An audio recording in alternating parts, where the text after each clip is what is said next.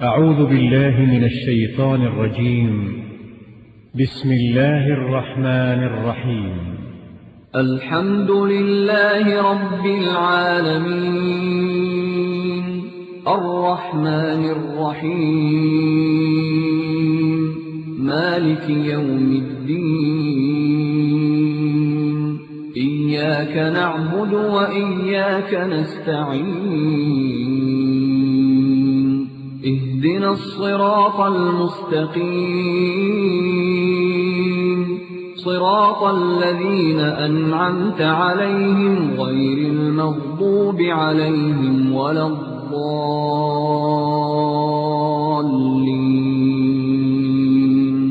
بسم الله الرحمن الرحيم.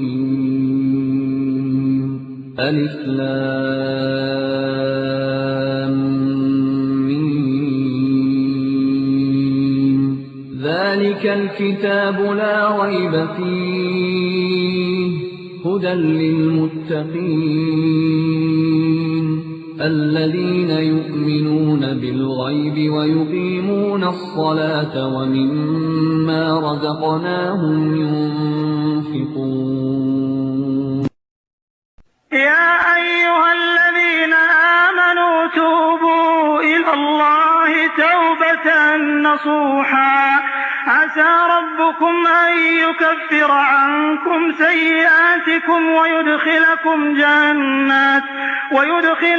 جنات تجري من تحتها الأنهار يوم لا يخزي الله النبي والذين آمنوا معه نورهم يسعى بين أيديهم وبأيمانهم يقولون ربنا أتمم لنا نورنا واغفر لنا إنك على كل شيء قدير. اور دوستو، اللہ رب العزت کا لاکھ لاکھ شکر ہے کہ اللہ کریم نے مجھے بھی اور آپ کو بھی مسلک اہل حدیث کو قبول کرنے کی توفیق عطا فرمائی.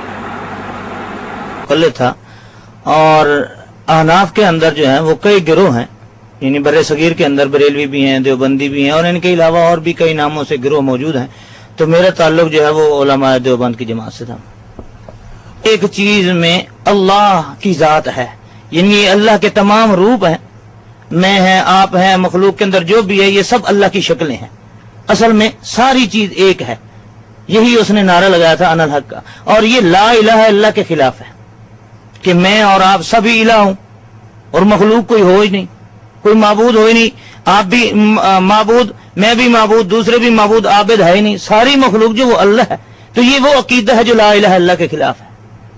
اور اسی عقیدے سے جو ہے، چونکہ یہ لا الہ اللہ کے بنیادی عقیدے کے خلاف ہے، اس لیے میں نے اس عقیدے کو ترک کر دیا. ہمارے استاد جو ہیں وہ دین سے پھر گئے. دوسری تکلیف یہ کہ ان کی ذات پر، شخصیت پر حملے ہو رہے ہیں، ایسے ایسے گندے الفاظ استعمال کر رہے ہیں لوگ. مجھ سے برداشت نہیں ہوا، میں چھپا گئے. اس بات کی حقیقت کو معلوم کرنے کے لیے آپ کے پاس پہنچا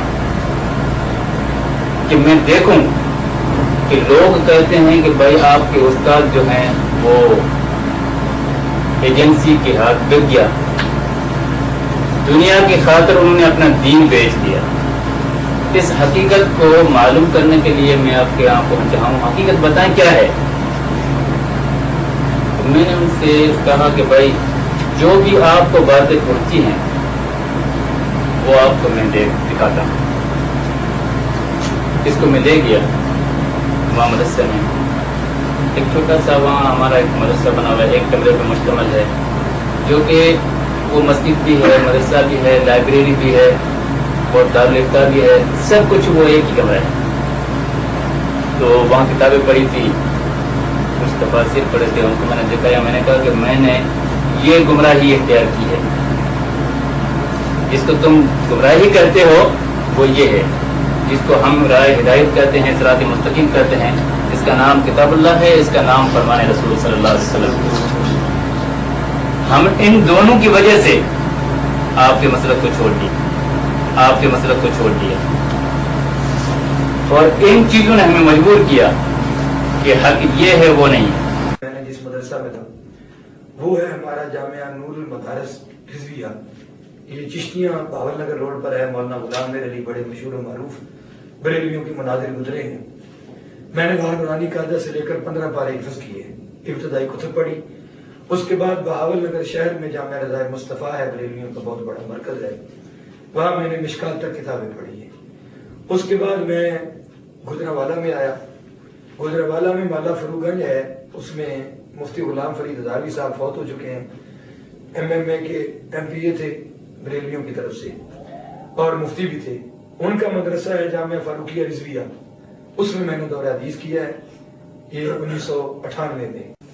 آپ کے لیے یہ خوشخبری ہوگی کہ مجھے اگر اس طریقے میں خامیاں نہ ہوتی، خرافات نہ ہوتی، تو شاید میں آج اتنی جلدی یہاں نہ بیٹھا ہوتا آپ کے ساتھ۔ اس کی وجہ اب آپ اس میں دیکھیں کہ وہ مطلب ہے کہ خرافات کا ایک منبع ہے وہ ترجمہ۔ مثال میں صرف آپ کو ایک دیتا ہوں، اب پوری یعنی مسالک آپ مقلدین اربع لینے آپ کسی نے بھی یہ ترجمہ نہیں کیا، اور حنفیوں میں بھی کسی نے اس کے علاوہ نہیں کیا، بریلویوں میں اس کے علاوہ یہ ترجمہ کسی نے کیا۔ یا ایھا النبی کا معنی اس نے غیب کی خبریں بتانے والا کر دیا، غیب جاننے۔ اور اے تو صرف اس دس دسی نا جی عبد الحی لکھنوی نے لکھیا ہے کہ حنفیت دے اندر ہر گمراہ فرقہ موجود ہے، تے اگر تھوڑا جہا ہور تھلے لے آؤ حیاتی دے بندیاں دے ویکھو تے پھر انبیاء دی مماد دی آیتاں شمار کرو نال، مڑ تلے تھوڑا جہا ہور انہاں دی ایک ہور شاخ بریلوی حنفی اندر آ جاؤ، وہی تو حنفی ہے نا، انہاں در آ جاؤ تے ول مسئلہ حاضر ناظر دا ویکھ لو، علم غیب ویکھ لو، نور بشر ویکھ لو، اے کتنا قرآن مقدس دی آیات ہیں، کتنا بن دی ہیں، وہ صرف 10 نہیں، اس 10 دا نمونہ پیش کیتا۔ خدا دی قسم جڑے خیر خان ہے نا آخدے نے حافظ صاحب تہاڈی سانو ضرورت ہے تھوڑی جی تبلیغ اندر نرمی پیدا کرو۔ اصل گل والا کی ہے جدو بندہ نواں نواں آندا ہے نا تے اودوں خون جوش ماردا ہے، اونوں پتہ حق ہے ہی میرے نال تے مینوں ڈر کدا ہے۔ اوے ایویں تے نہیں آلے حدیث ہر میدان اندر للکار دے، ہر میدان اندر بازو کھلا کر دے نے۔ اگر رفع دین تے گل کرنا چاہنا ہے آجا قرآن حدیث لے کے ثابت کرنے آ، امام پیچھے سورۃ فاتحہ پڑھن دی گل کرنا ہے آجا میدان وچ ثابت کرنے آ، تو ماتم کرنا ہے ایدی رات دی گل کرنا ہے آجا میدان وچ قرآن حدیث وچ رد پیش کرنے آ، اور روزہ لیٹ کھولنا ہے ایدی وجہ تو تینوں بے ایمان ثابت کرنا آجا میدان وچ قرآن حدیث تو ثابت کرنے آ، اوے گھوڑا کرنا ہے قرآن حدیث تو کوئی نہیں ملدا آجا قرآن حدیث تو بیان کرنے آ، پتہ نہ حضرت علی تو ثابت کر سکتے نے، نہ حضرت حسن تو نہ حضرت حسین تو۔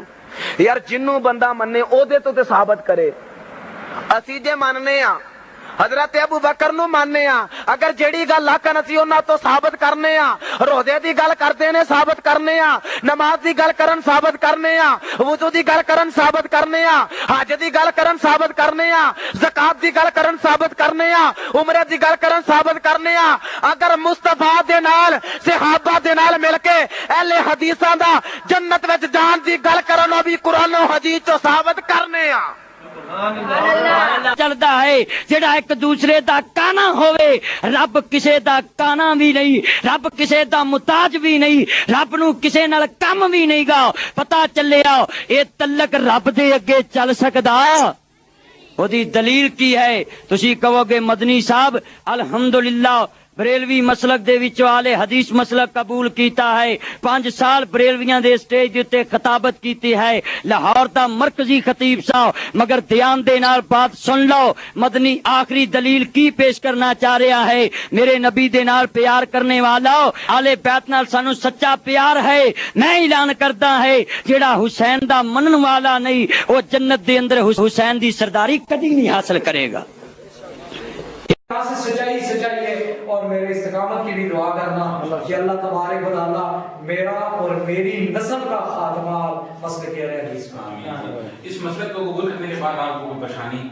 جی پریشانی تو جب میں اس سلسلے میں آیا ہوں تو وہ علی قریشی صاحب کی ہے، اپنا برادر اپنا ہے یونس قریشی صاحب، انہوں نے میرے خلاف چوکی میں درخواست دی جب سے صدر اس کا شروع میں نے کیا، تو انہوں نے کہا جی یہ ابھی ہماری جو ہے نا خلاف تقریریں کرتا ہے، تو میں نے وہاں پہ جا کے میں نے کہا کہ اس کی دلیل مجھے کوٹ کر کے بتاؤ، اس کو ثابت کرنا پڑے گا آپ کو۔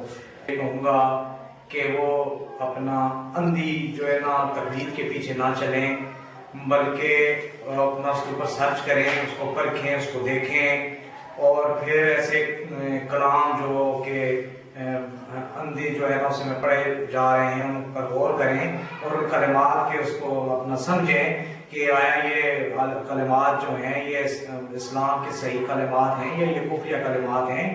اور باقی میں ان دوستوں کو یہ بھی کہوں گا کہ جو اس کے اوپر سرچ کرو، دیکھو قرآنی تعلیمات اور قرآن حدیث کو سمجھو، اور اس کے بلا دلیل کسی بات کو مت مانو۔ اللہ تبارک و تعالیٰ نے تمہیں ایک ذہن دیا ہے، اللہ تبارک نے سوچ دی ہے، تو اس کو بروکار لاؤ اور اندھی تقلید سے بچ جاؤ اور اپنے آپ کو خسارے میں مت ڈالو۔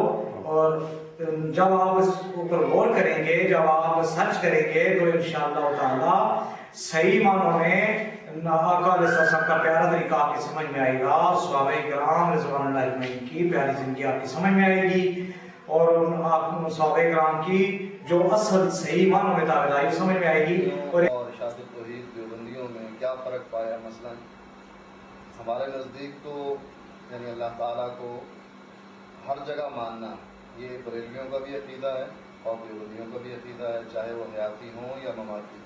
تو کیا آپ نے ان لوگوں میں بھی یہی عقیدہ پایا؟ دونوں گروہوں کا ایک ہی عقیدہ تھا کہ مختلف عقیدے تھے؟ تقریباً ایک ہی عقیدے ہیں۔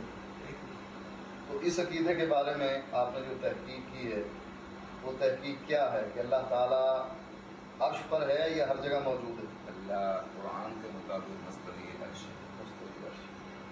تو جو اس عقیدے کو نہیں مانتا اس کے بارے میں آپ کو کوئی علم ہے کہ امام ابو حنیفہ رحمۃ اللہ علیہ کا کیا قول ہے؟ حضرت امام ابو حنیفہ رحمۃ اللہ تعالیٰ علیہ کے نزدیک اس ایسا عقیدہ رکھنے والا باطل پہ اور اب اس کے عقائد میں وہ باطل عقائد۔ مناظر اسلام مولانا سید طالب الرحمان شاہ صاحب حافظہ اللہ بڑے عرصہ پہلے اہل حدیث ہوئے، الحمدللہ آج انہوں نے اس مسئلے کے لیے اتنے مناظرے کیے کہ آج اس کی حقانیت کو ثابت کرنے کے لیے ہر جو ہے غیر بھی اس حق کو سمجھ چکا ہے کہ وہ اس قدر الحمدللہ سرمایہ اہل حدیث ہیں، اور وہ بھی بریلوی مسلک سے اہل حدیث ہوئے اور الحمدللہ آج دین اسلام کی خدمت کر رہے ہیں۔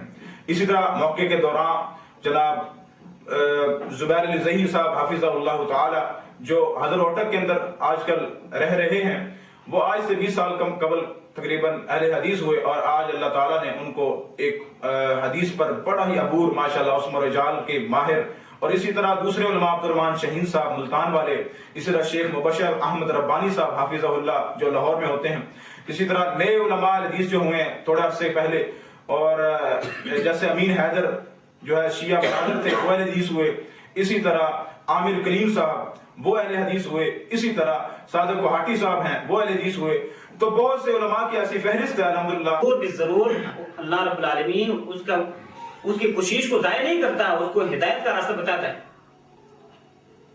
ہم جانتے ہیں حق قرآن ہے اور حق حدیث ہے، رب العالمین نے فرمایا ہے اِنَّا أَرْسَلْنَاكَ بِالْحَقِّ بَشِيرًا وَنَذِيرًا، بے شک ہم نے تجھے حق کے ساتھ بھیجا ہے، قرآن کو حق کہا ہے۔ دکھلانے کے لیے مختلف کاوشیں ہوتی ہیں، اور انہی کاوشوں میں سے ایک بڑی کاوش یہ بھی ہے الحمدللہ کہ ان لوگوں کو جو علماء حق ہیں، جو اندھیروں سے، دوسرے مسلکوں کے اندھیروں سے، اندھیری آندھیوں سے جو ہے وہ نور اسلام کی طرف آتے ہیں، اسلام کی روشنی کی طرف آتے ہیں، ان کو بلانا، ان کی رسپیکٹ کرنا، انہیں پروٹوکول دینا، اور ان کے تاثرات، ان کے زندگی کے تجربات، ان کے مشاہدات جو ہیں وہ لوگوں کے سامنے پیش کرنا الحمدللہ اسلامی ریسرچ سینٹر ہی کا شیوا ہے۔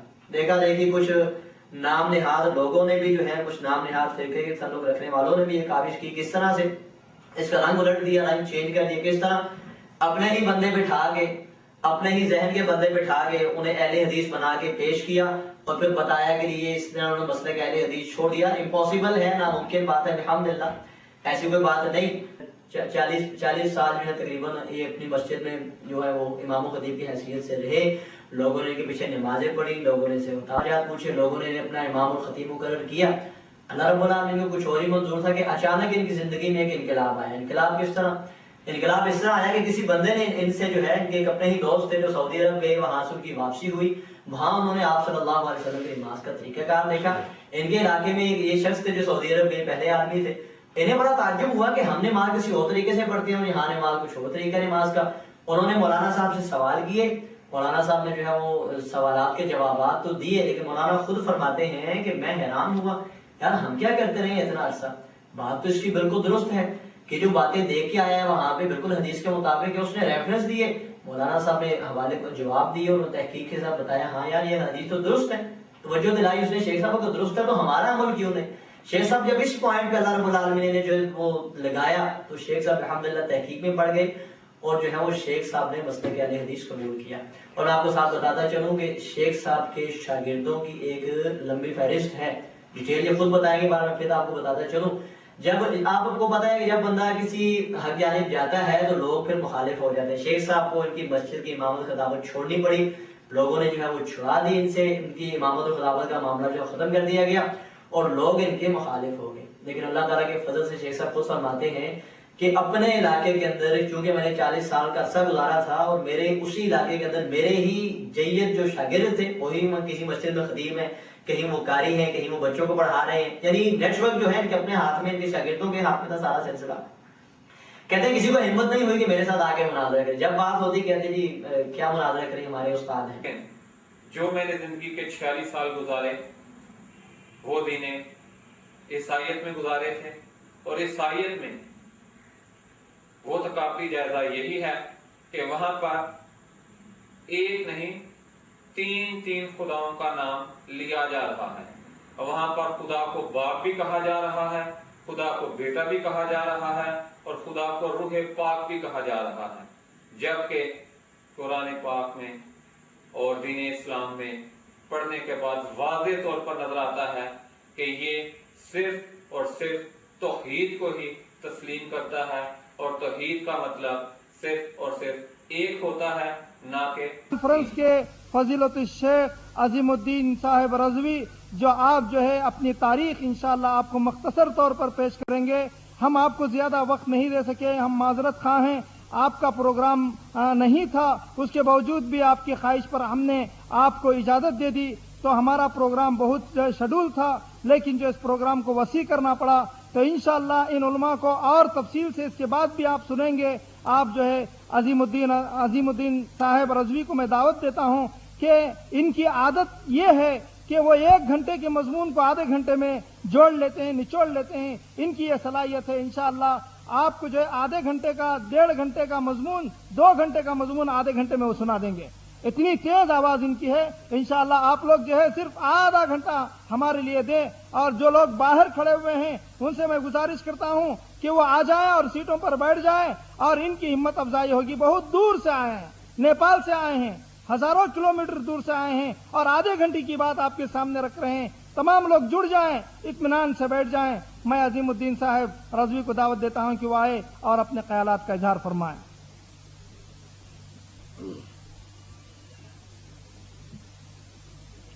السلام علیکم ورحمۃ اللہ وبرکاتہ. الحمد للہ وحدہ والصلاة والسلام علی من لا نبی بعدہ وبعد. فإن خیر کتاب اللہ وخیر الہدی ہدی محمد صلی اللہ تعالی علیہ وسلم, وشر الامور محدثاتها وكل محدثۃ بدعہ وكل بدعۃ ضلالہ وكل ضلالۃ فی النار. اعوذ باللہ من الشیطان الرجیم. بسم اللہ الرحمن الرحیم. والعصر ان الانسان لفی خسر الا الذین آمنوا وعملوا الصالحات وتواصوا بالحق وتواصوا بالصبر. وقال رسول اللہ صلی اللہ تعالی علیہ وسلم من مات وهو يعلم انه لا الہ الا اللہ دخل الجنہ. محترم سامعین, بغیر کسی تمہید کے چند منٹ کے لیے میں آپ کے سامنے حاضر ہوا ہوں. حالانکہ میری پہلی ملاقات ہمارے بزرگ دوست سے ہے, لیکن انہوں نے اتنی تعریف کر دی ہے کہ سمجھ میں نہیں آتا کہ میں کس پہ محمول کروں اس بات کو. بہرحال آدھے گھنٹے میں آپ کے سامنے چاہوں گا کہ मुख्तसर बात आपके सामने पेश कर रुखसत हो जाऊं। तमाम तारीफ उस रब्बे कायनात के लिए जिसने हमें और आपको न सिर्फ ये कि पैदा फरमाया बल्कि तमाम तरह की नेमतों से नवाजा।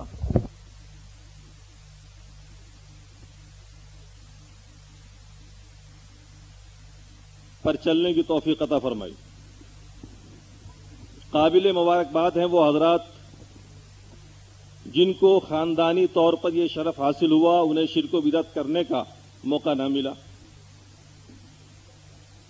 और काबिल सद मुबारकबाद हैं वो हजरात जो इन तमाम मुश्किलात से गुजरते हुए, तहकीक करते हुए, मार पिटाई खाते हुए यहां तक पहुंच गए।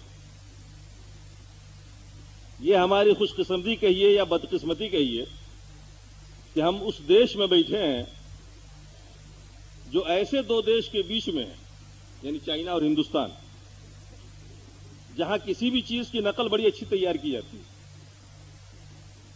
हिंदुस्तान हमेशा नकल करने में आगे रहा। यह हमारी बदकिस्मती थी कि हमें चूंकि सब कुछ हिंदुस्तान से लेना पड़ता है, तेल साबुन तक हम यहां से लेते हैं, मजहब भी हमने यहीं से लिया, और वो मजहब जो हमको मिला वो मेडिंग बरेली वाला मिला, जैसे इनको मजहब देवबंद वाला मिला था, मेडिंग देवबंद वाला। इसीलिए मैंने कहा कि खुशकिस्मत हैं वो लोग जिनको मेडिंग मदीना और मेडिंग मक्का वाला इस्लाम मिला। आप नहीं समझ सकते इस नेमत को, क्योंकि ये नेमत आपको मुफ्त में मिली। इस नेमत को पाने में कितनी जद्दोजहद हमें करनी पड़ी और पाने के बाद कितनी मुसीबतें हम उठा रहे हैं और कितना लुत्फ हमें मिल रहा है और कितना मजा हमें मिल रहा है। यकीन जानिए कि वो मजा अगर आपको मिल जाता तो आप आशीष करते।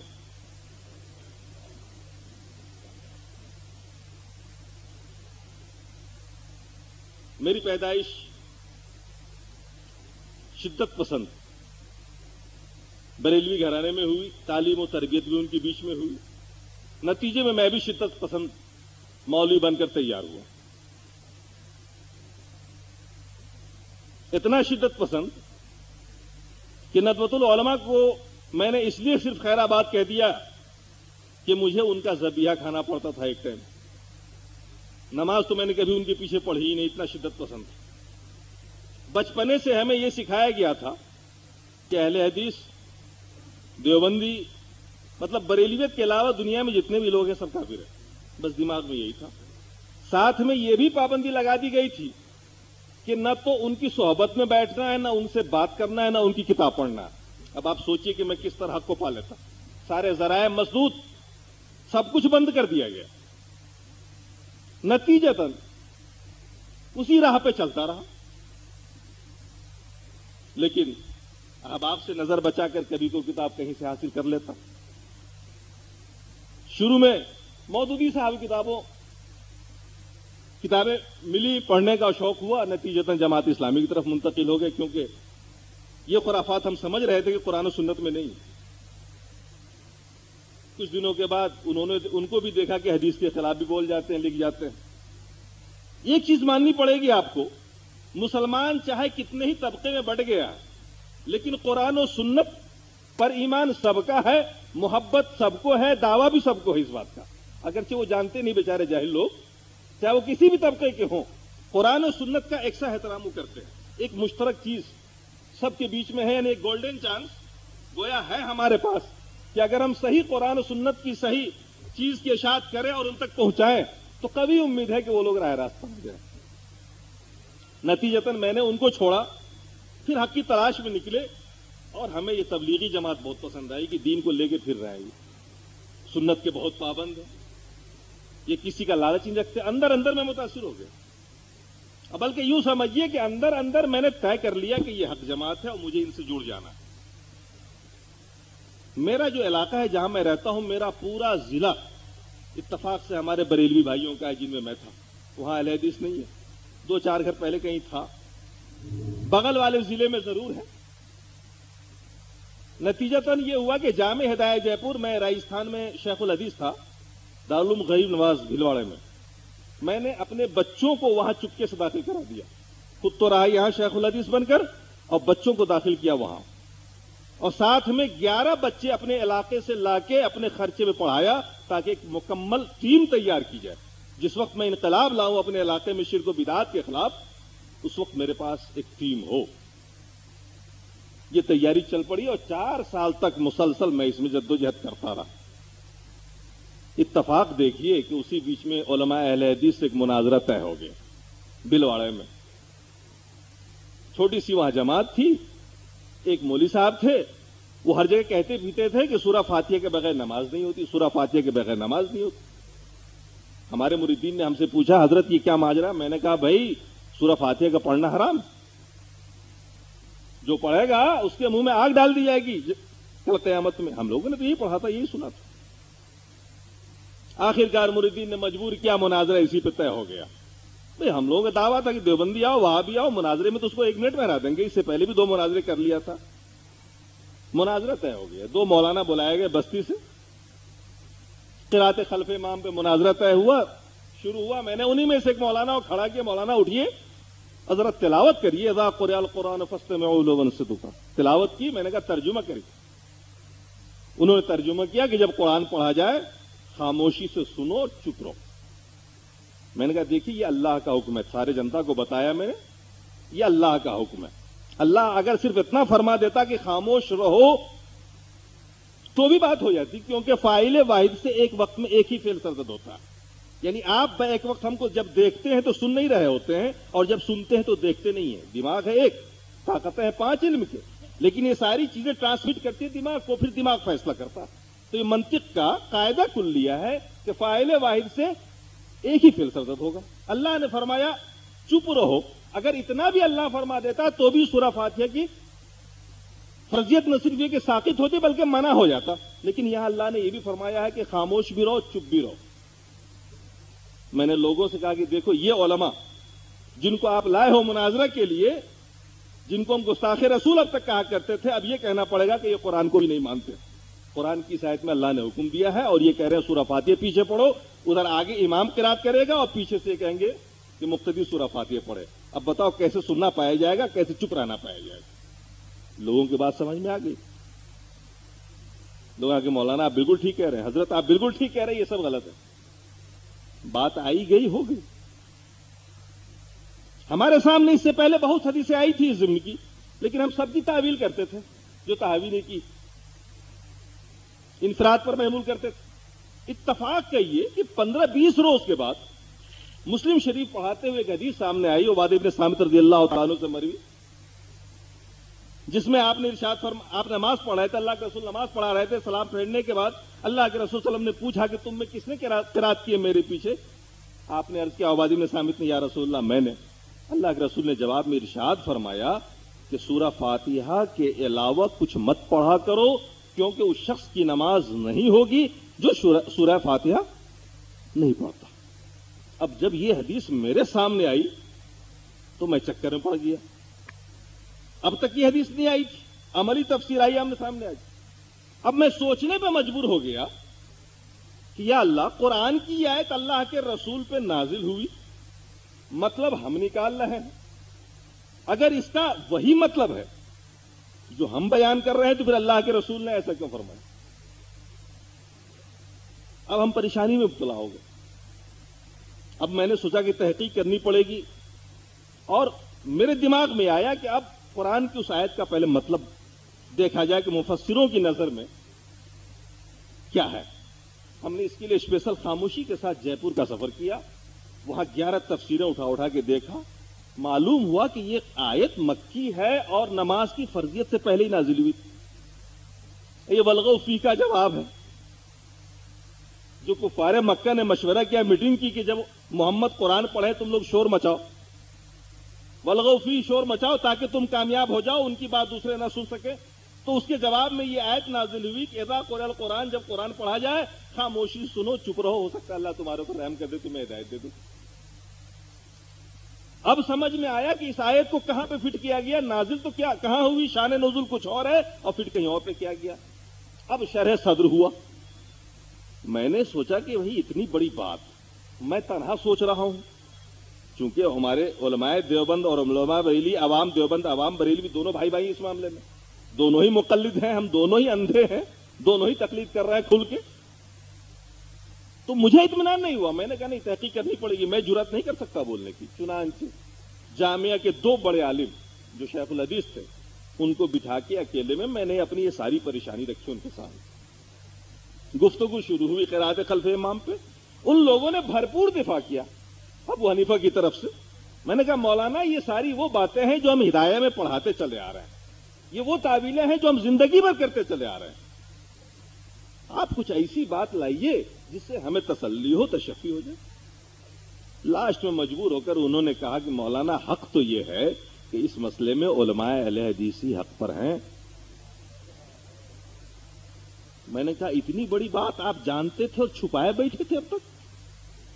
میں نے کہا حیرت ہے، کمال جرت ہے آپ کی. ارے لوگوں کی نمازیں نہیں ہو رہی ہیں اور آپ جانتے ہیں اور چپ بیٹھے ہیں. میری 15 دن میں کیا حالت ہو رہی وہ میں جان رہا ہوں. کہنے لگے کیا کیجئے گا، اب اس بات کو بولیے گا تو عوام میں بڑا اختلاف ہوگا. ہندوستان کے عوام میں ویسے ہی بہت بڑا اختلاف چلا آ رہا ہے، پہلے سے ٹکڑوں میں بٹے ہوئے ہیں. اگر اس مسئلے کو بازار میں لا دیا گیا تو پھر نیا اختلاف شروع ہو جائے گا.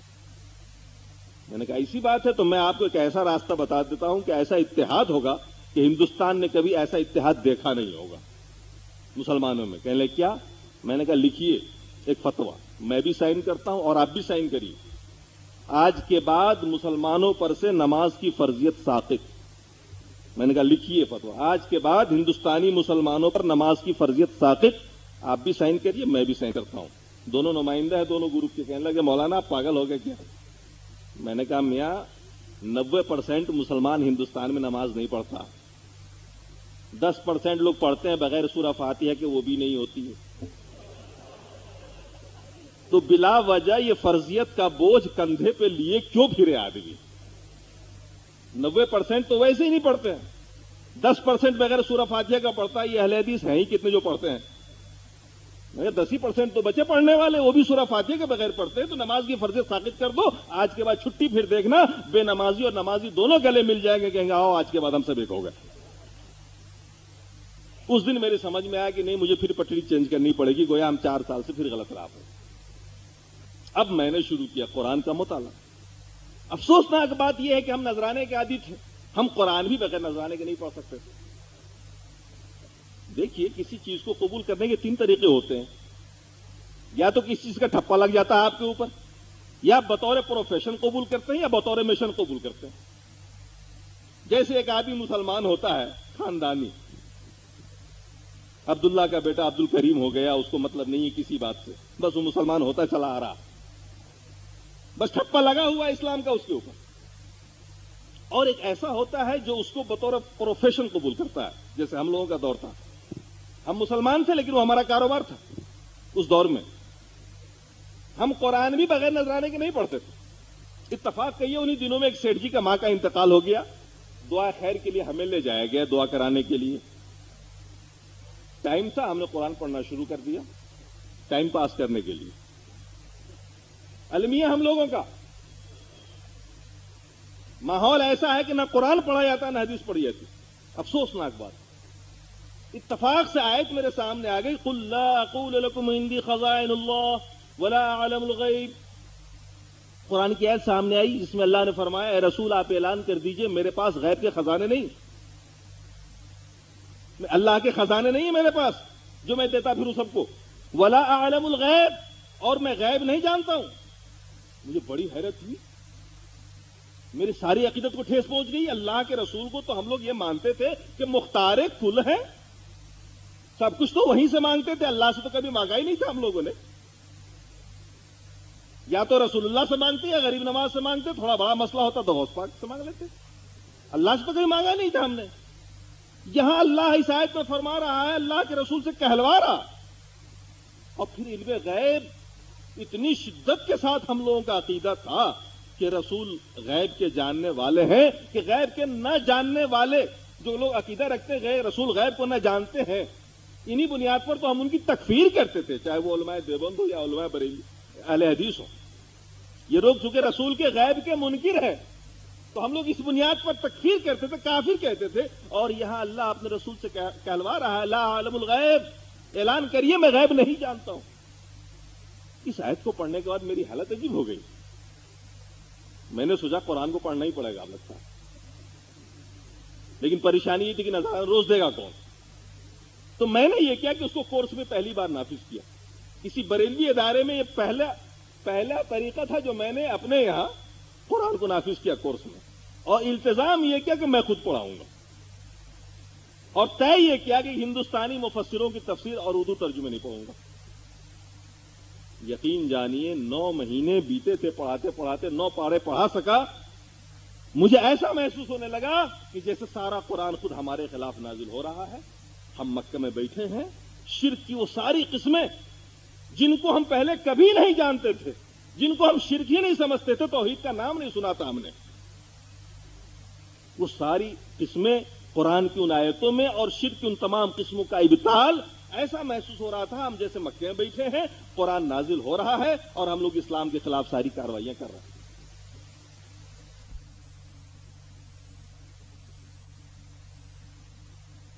مسلمان ہوتے ہیں نا، لا الہ الا اللہ پڑھ لیجئے، جنت میں چلے جائیے گا۔ میرے اندر تبدیلی پیدا ہوئی، میں نے اپنے اسٹاف کو سمجھانا شروع کیا، میرے اسٹاف کہنے لگے مولانا لگتا ہے تو وہابی سے متاثر ہو گیا۔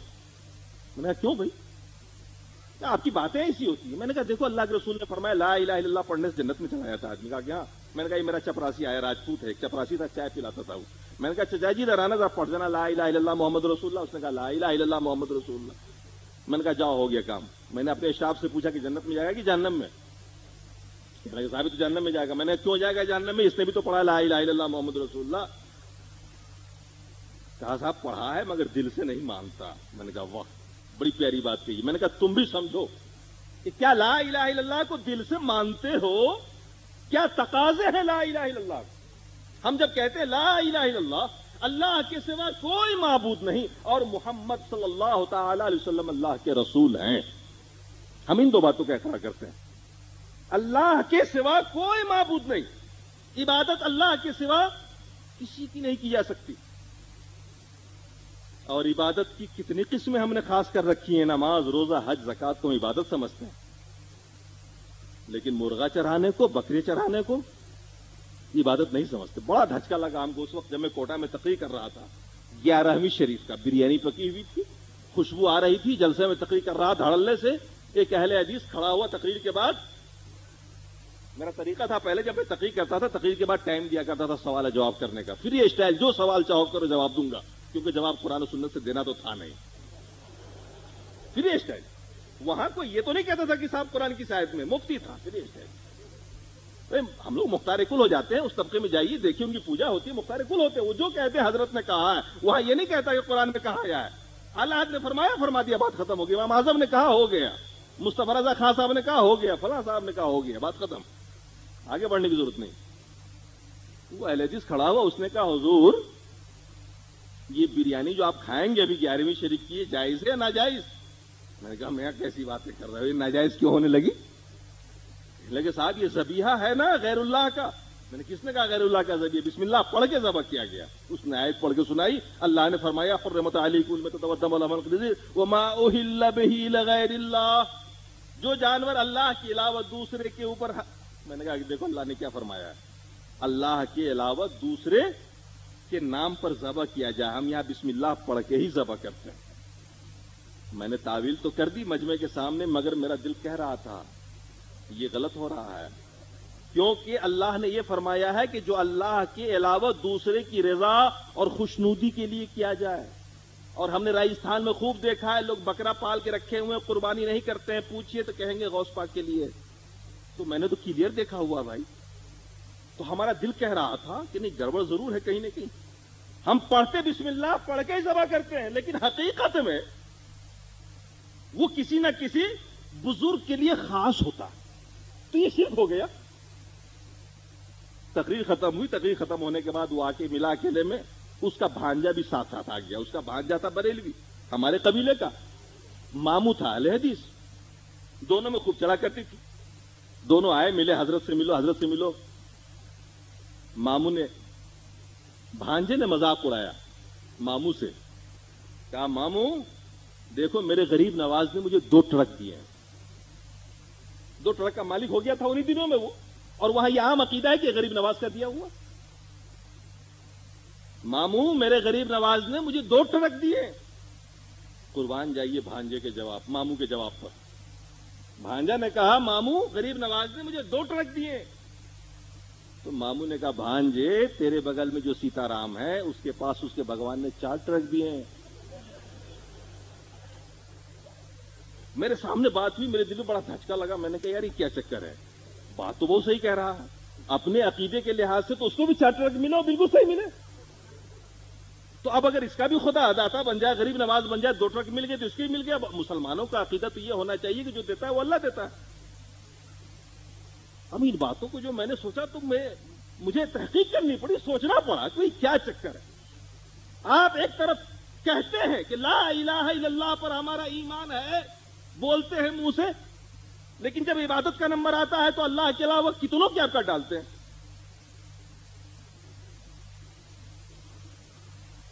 نظر عبادت ہے یا نہیں؟ نظر منت نظر عبادت ہے, اور ہمارے اس طبقے میں نظر کبھی اللہ کی نہیں مانی جاتی ہے, ہمیشہ غیر اللہ کی مانی جاتی ہے. میں نے جب غور کرنا شروع کیا تو میں نے پایا کہ لا الہ الا اللہ پڑھنے والے ہی سارے شرک کر رہے ہیں. تو میں نے کہا ابو جہل کی کیا غلطی تھی, وہ بھی تو اللہ ایک مانتا تھا, اور ساتھ میں جن بتوں کو اس نے بٹھا رکھا تھا وہ بہرحال ان بزرگوں سے زیادہ بڑے تھے. بخاری کی روایت کے مطابق وہ معزز ہستیاں تھیں جن کی تصویر انہوں نے سجا رکھی تھی. ان میں انبیاء بھی تھے, فرشتوں کی تصویریں تھیں. سوچنا شروع کیا میں نے, اور آپ کے لیے بھی پیغام ہے کہ ہم جب لا الہ پڑھتے ہیں تو گویا ہم اللہ تبارک و تعالی سے یہ عہد کرتے ہیں کہ اللہ نہ ہم تیری ذات میں کسی کو شریک کریں گے آج کے بعد, نہ تیری صفات میں کسی کو شریک کریں گے آج کے بعد, نہ تیری عبادت میں ہم کسی کو شریک کریں گے آج کے بعد. ہم جب لا الہ کہتے ہیں تو گویا ہم اللہ تبارک و تعالی سے یہ عہد کرتے ہیں, دل سے اس بات کا اقرار کرتے ہیں اور عہد کرتے ہیں کہ اللہ تیرے علاوہ یہ سر کسی کے سامنے نہ جھکے گا, نہ یہ ہاتھ تیرے علاوہ کہیں اٹھیں گے. ہماری کوئی امید تیرے علاوہ کسی سے وابستہ نہ ہوگی. ہماری ساری آرزوؤں تمناؤں کا مرجع اور صرف تو. آپ کو پتا ہے نا کہ آگ اور پیٹرول دونوں ایک ساتھ ہی رہ سکتے ہیں نا, یا رکھ لیں گے آپ؟ شرک اور ایمان دونوں ایک ساتھ جمع نہیں ہو سکتے. جس نے لا الہ پڑھتے ہوئے کسی قسم شرکیہ عقیدہ رکھا یا کوئی شرکیہ عمل کیا اس نے, تو ایمان رخصت ہو گیا اس کے اندر. یا تو سینے میں ایمان رہے گا یا شرک رہے گا, دونوں میں سے ایک ہی رہے گا.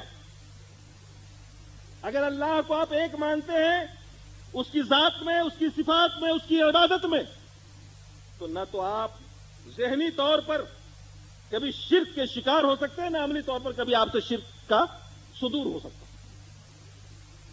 اور اگر آپ کے ذہن کے اندر کہیں کوئی کمی ہے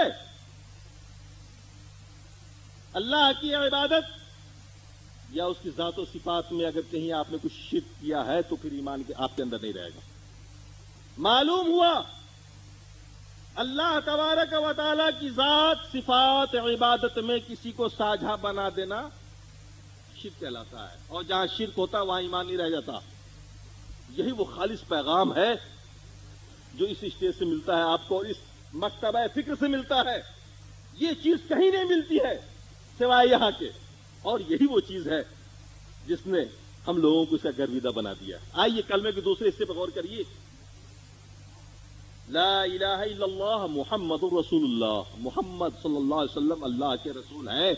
اس بات پر ایمان ہونا چاہیے نا, کامل یقین ہونا چاہیے, جبھی وہ مسلمان ہوگا.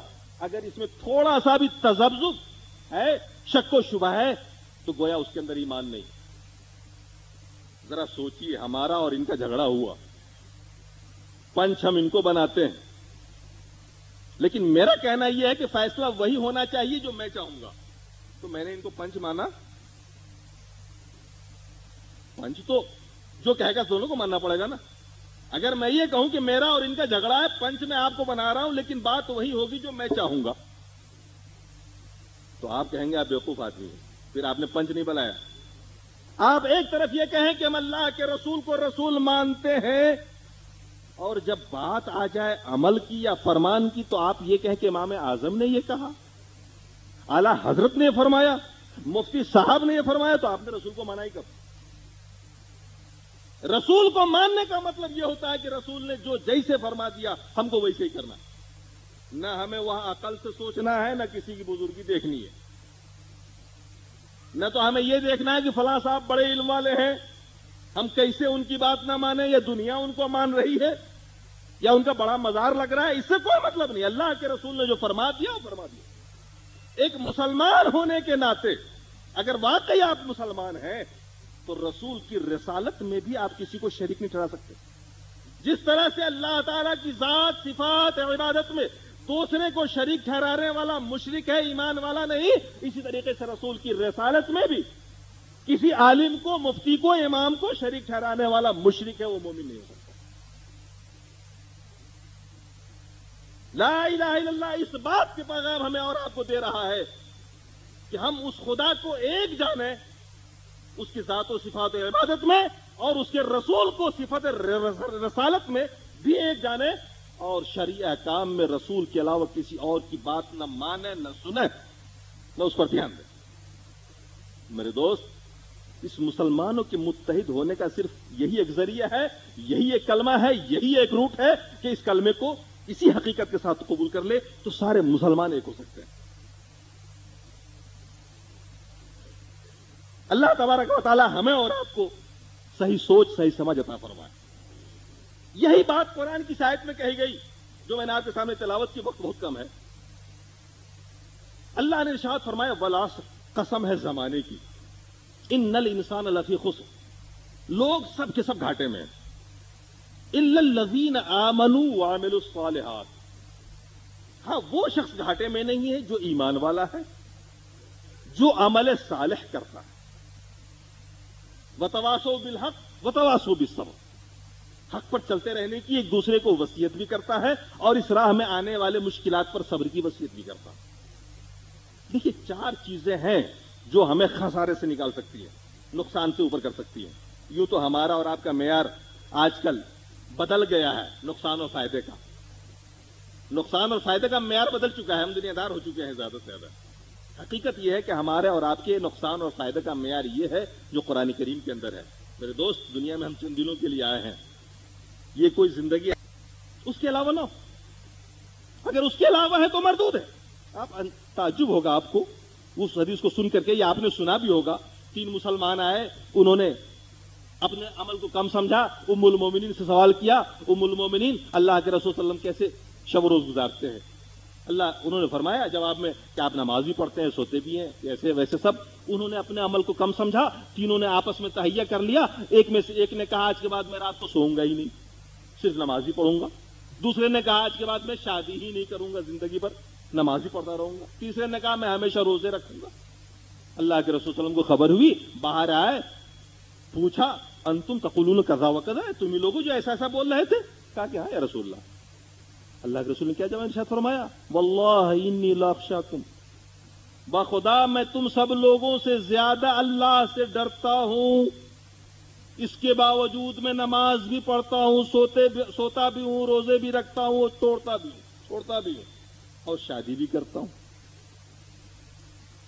اور آگے فرمایا فمن رغب عن سنتی فلیس منی، جو میری اس سنت سے دور ہوا بے رغبتی کی، وہ مجھ میں سے نہیں ہے۔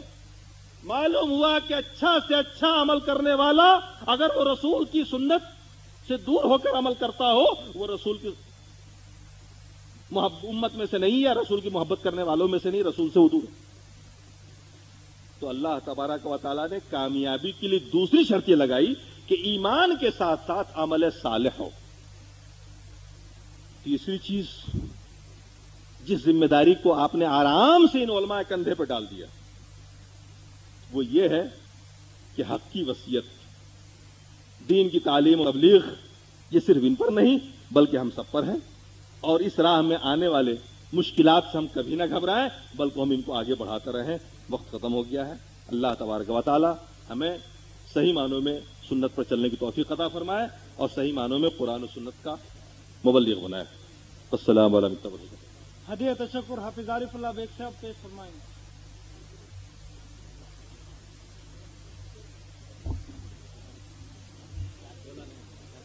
السلام علیکم ورحمۃ اللہ وبرکاتہ. اعوذ باللہ من الشیطان الرجیم. بسم اللہ الرحمن الرحیم. لئن شکرتم لازیدنکم وان کفرتم ان عذابی لشدید. تمام احباب کا